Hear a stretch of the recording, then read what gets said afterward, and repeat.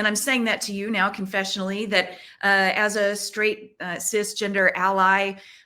raised in a fundagelical church, I remember really well being a different kind of mindset regarding God's very narrow, limited, bounded, protected heart, to the place where I've gotten to now, where God's heart is more expansive than I can yet imagine. So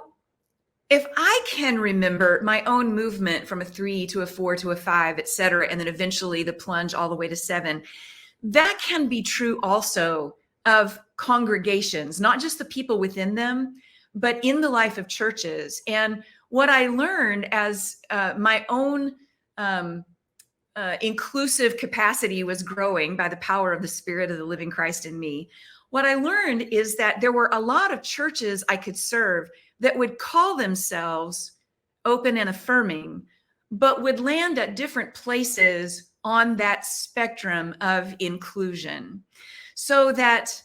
within the Christian Church Disciples of Christ, that O and A label, and please understand here, we're using very insidery language because people outside of mainline Protestantism don't know what O and A means. They don't know the difference between open and affirming, or even what we're talking about when we say those things. But for insiders, we can use that language for now.